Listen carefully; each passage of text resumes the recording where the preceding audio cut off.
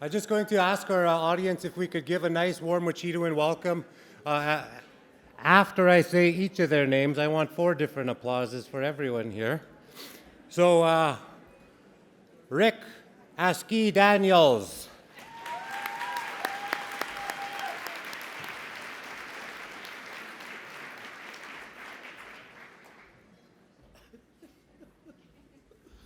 I'll introduce the rest and they'll take their seats and then they'll present to us. We've got the lovely Judy Gray Eyes.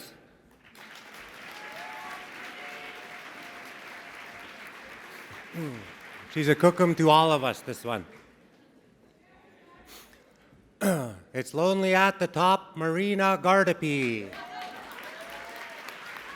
That's some inside jokes we'll share. It's just we're so grateful that they all accepted our invitation.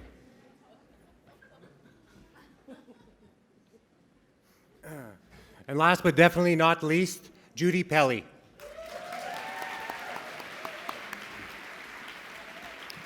So we've kindly assembled a power panel of residential school survivors here. So let's give it up to them for stepping up and helping us.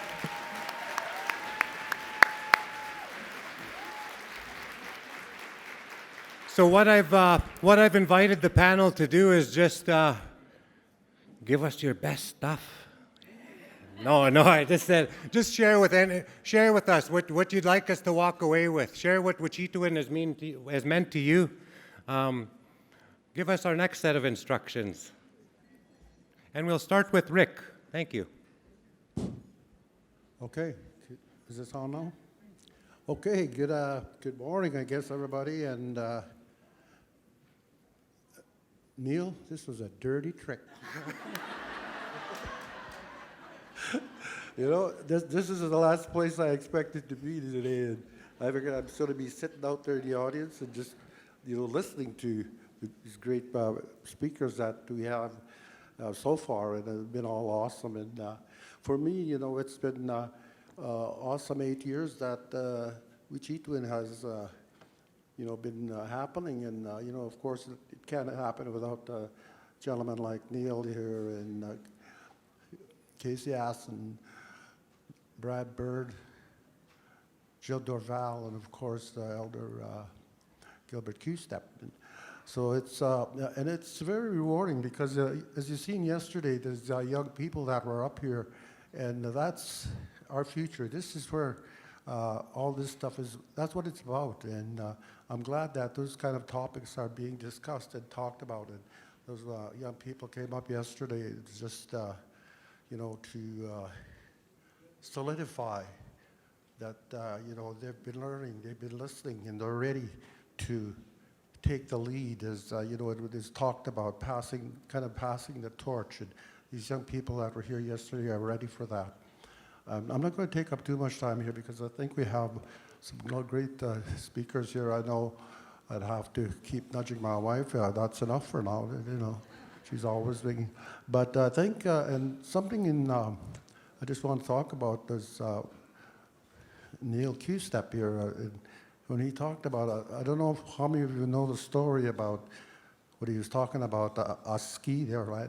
About 2 or 3 Wachituans back, he was up there, of course, doing his thing, very serious about it, and he came to this word land, but it was written in Cree also. It's a ski, and there's Mr. Q-Step is a ski, he'd say, and he kept saying that, and then so when he was done speaking, and he came down. I happened to meet him in the back there, and Neil. It's pronounced Oski, So since then, that's the nickname I've given him is Neil Aski Q-Step. So and then just keeping with the theme, Neil, you've been doing a great job. It's been astronomical.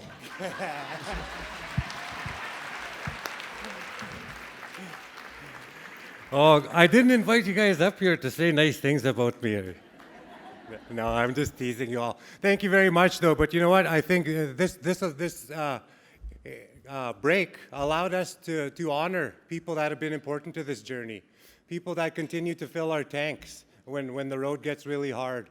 One of the stories, there was a young lady who shared with me the story that Rick Daniels and the contribution that Rick made to her life and her family's life.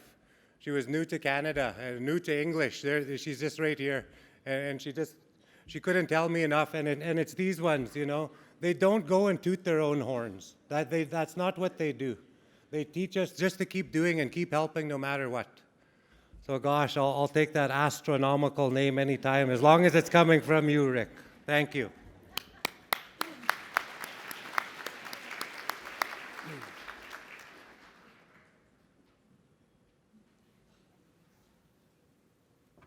Yes, you can talk.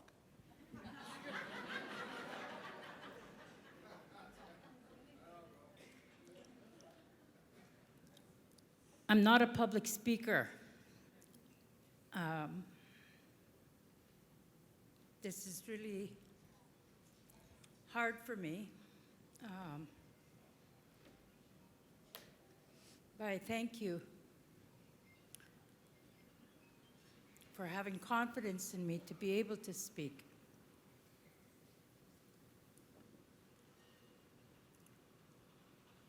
When we're offered tobacco,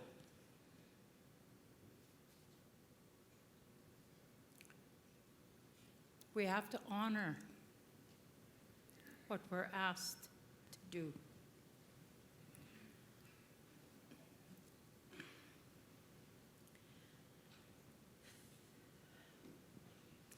I work with the Saskatoon Public School Board as a traditional knowledge keeper. I don't know much, but I try and share. I try and help our relatives from across the big water to understand who we are, that we're good people, but we're hurt people that are really working hard at trying to be healthy people. I come to Wet'suwet'en, and it's the 8th year I've been here, to learn.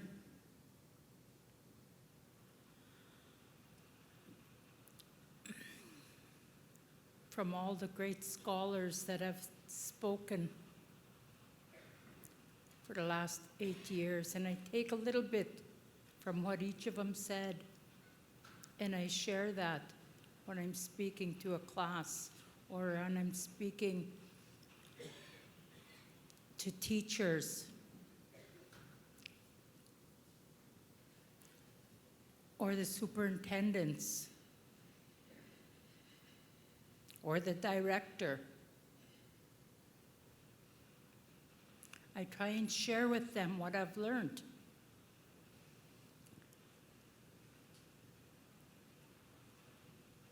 And it has helped me coming here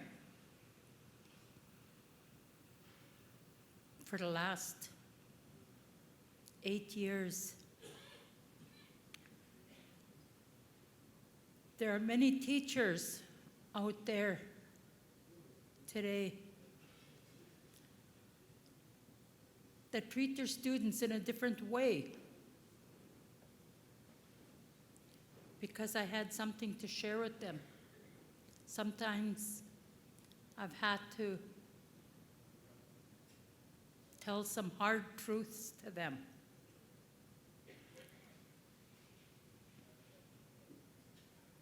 Sometimes I had to, listen up, I'm telling you, that's not who they are. That's not who we are as a people. That's the way that we were molded by our visitors from across the big water. We're good people, I tell them. Get to know us, get to know our families, and you will know that we're good people. That's all I want for the children to take home to their supper tables and have that conversation. And for the teachers to understand the children and the families. Thank you, Sir.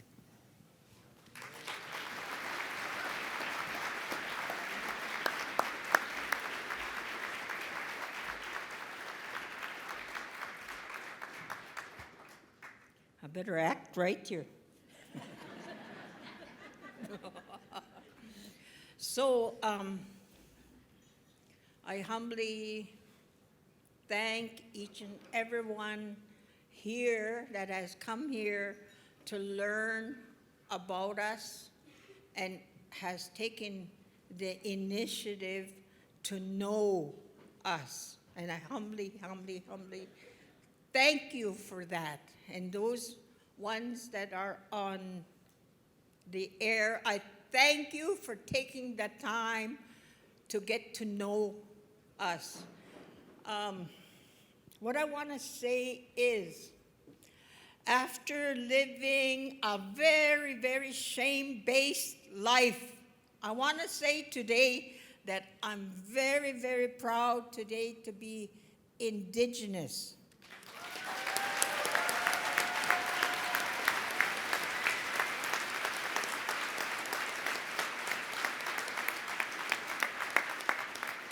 At one time, I was ashamed of me, my parents, and to be First Nation, I was just ashamed until I realized I was colonized, and that day changed my life. I've learned to forgive myself, and I just want to thank the commissioner and all the speakers and the lady that about policy. I was so impressed by the work that's being done outside of Wichituin. And I'm learning that we are not alone. Like when I lived on the reserve, I thought it was just us that were living in poverty and just dysfunctional. But you know, it's not. It's not. And I work with newcomers also. I talk to them and I make them welcome here in Canada, which we always did as First Nations people. We were always very, very welcoming, and we still are.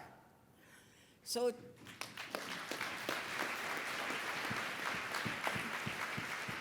this what I'm going to tell you now is kind of like a little out of the ordinary. What I met.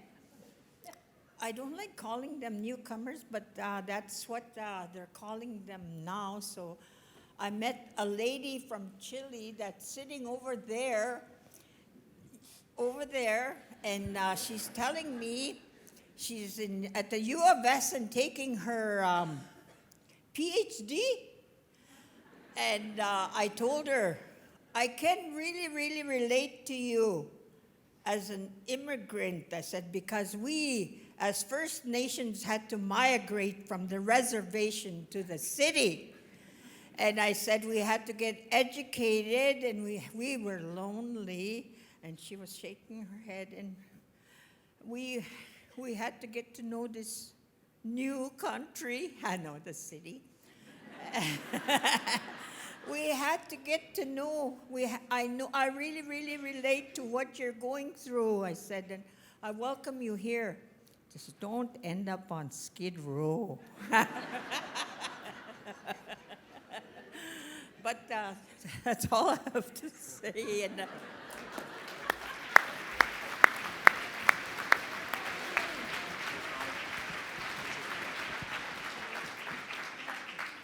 Okay, this is a hard act to follow here. Okay, Makadebineshik Dishanekas, Cody First Nation Noji, Anishinaabe Kwe. I'm very proud of it. I just wanted to, I guess I'd be remiss to not talk about some of the work I do in Saskatoon. I'm a survivor, and I also work very closely with many organizations, including the Saskatchewan Health Authority Mental Health and Addictions Unit, with First Nations University of Canada as with one of the elders, as well as student support, the U of S, and many other organizations. I work very closely with Gilbert Q-Step. We do lots of work together, and I'd also like to say chimigwech to all the excellent presenters. They all just captured my attention right through, which is very rare because I kind of have ADHD. Anyway, some of the work I do, like we talked about residential schools, the beginnings of the TRC Commission and all the work that they did, and interviewed all the 6,000 people across Canada. And it's a tremendous work they do. And I'm always really proud of our own Eugene Arcand, who was very instrumental in this. And I say we're very lucky in our community to have Eugene and Lorna here with us.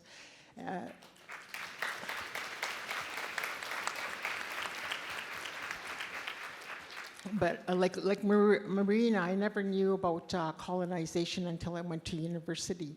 I grew up in alcoholism. I'm 22 years sober.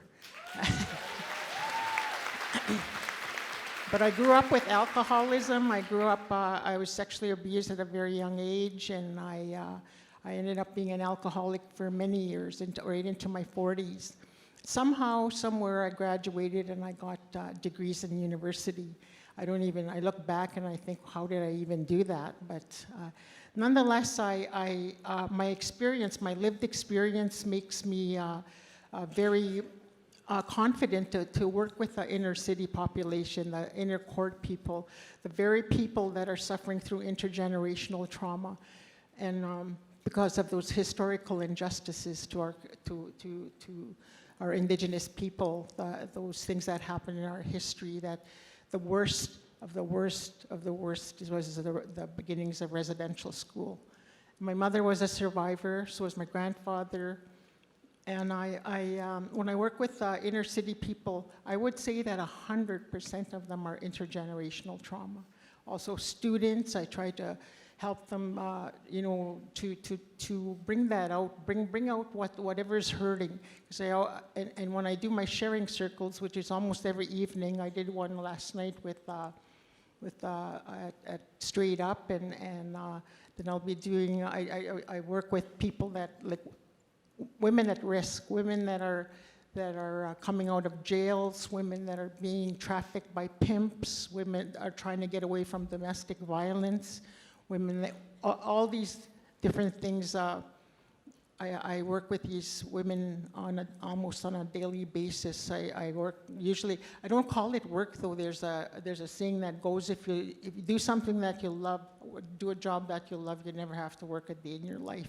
And when I work with these young people, these women, I know that I made a difference because some of them that detox, when I used to do sharing circles at a detox, and the homeless shelter. I've met, I went to University of Saskatchewan here, University of Canada, First Nations, and I met students that I first met that were on crystal meth. They had sores, they're losing their teeth, and are now are now students at the University of Canada, second year, first year, third year. So there's hope.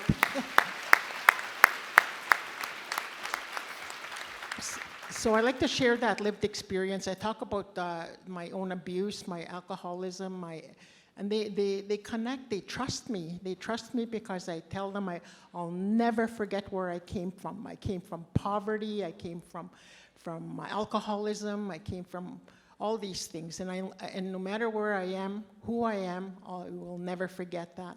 And I will always work to bring down the numbers of those who are overrepresented in the healthcare system, in criminal justice system, as well as child apprehension more than ever, more than in residential schools. And I see it. I see the young moms that are trying to get their kids back, trying to turn their lives around. But the new drugs now are just devastating, like crystal meth and fentanyl and all those things that we didn't have. We only had booze in my day. But nonetheless, we need prayers for them. Don't ever forget them. Like I say, every single morning I wake up and I smudge and I pray for my people that are out there that we don't see or think about when we're working in our work world sometimes, in our academic worlds. And then people judge them. They don't judge them. Even the doctors, Gilbert and I did a workshop with medical doctors that one of them cried afterwards and he said, I've been working with these people for 20 years and I had no idea about residential schools. So let's keep our allies. We have really good allies working with us. And let's keep up the good work and don't give up on our people out there. We can make a difference and keep working with TRC calls to action. And when you see those people out there, there are mothers or brothers or sisters. I had a brother out there also that died of alcohol poisoning. So you know what, it's really, and another brother that's fighting with addiction. So we're not perfect, and I could go on and on, so I just better shut up here. Thank you very much. Miigwech.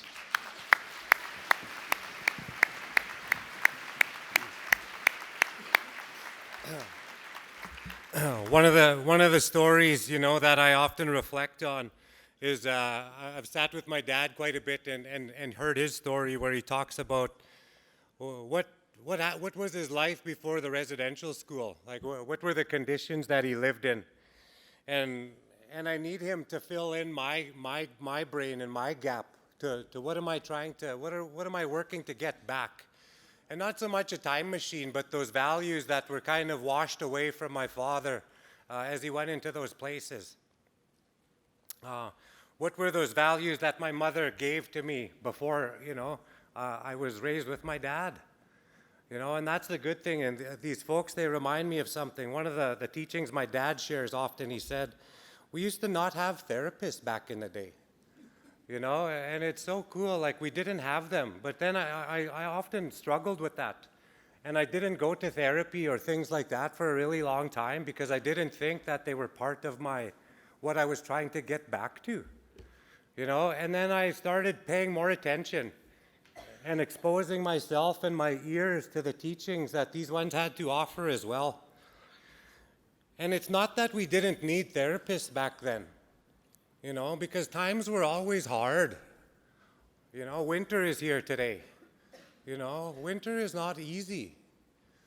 We lost family members back in those days.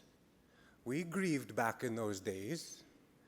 We just didn't require one single person to go and get so much training and rely on them to take care of us all, that we all just took a little piece of that. We didn't need a therapist there, because we were all therapists. We all had responsibilities to each other to take care of each other. And so that was, I think in a pinch here, gosh, that was, they sure caught us with our pants down, if you will. Who stepped up to save us today?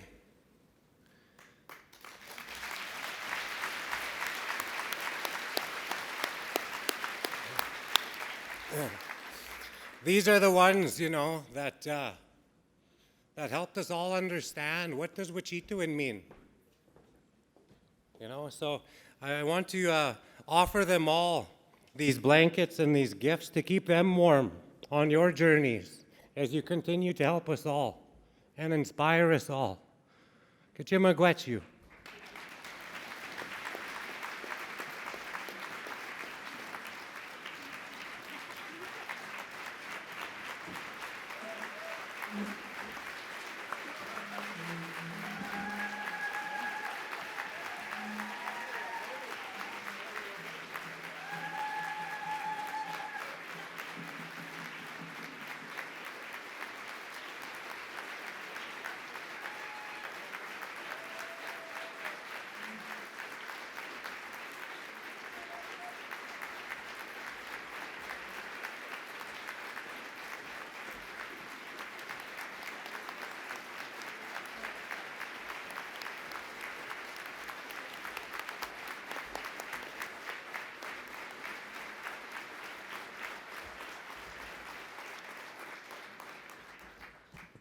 Thank you so much.